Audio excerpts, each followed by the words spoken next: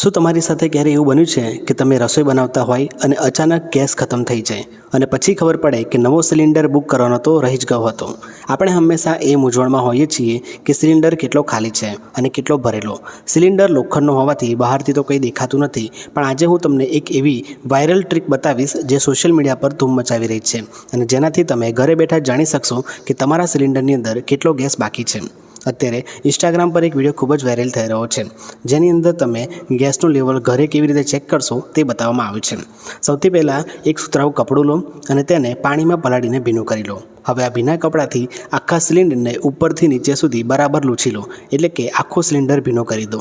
હવે તમારે ફક્ત 2 થી 3 મિનિટ રાહ જોવાની છે. હવે ધ્યાનથી જુઓ, થોડી વાર પછી તમે જોશો કે સિલિન્ડરનો અમુક ભાગ સુકાઈ જશે અને અમુક ભાગ હજુ પણ ભીનો જ હશે. જે ભાગ સુકાઈ ગયો છે તેનો મતલબ એ છે કે ત્યાં ગેસ નથી, અને જે ભાગ હજુ ભીનો છે એનો મતલબ એ છે કે ત્યાં સુધી ગેસ ભરેલો છે. હવે પ્રશ્ન એ આવે છે કે આવું કેમ થાય છે? તો સિલિન્ડરની અંદર જે LPG હોય છે તે ખૂબ જ ઠંડો ગેસ હોય છે, એટલે કે ત્યાં તાપમાન ઓછું હોય છે અને ત્યાં પાણી જલ્દીથી સુકાતું નથી. એટલે જે ખાલી ભાગ હોય તે ગરમ હોવાથી પાણી ઉડી જાય છે અને જે ગેસ બાકી હોય છે ત્યાં તમને ભીનો સિલિન્ડર દેખાશે.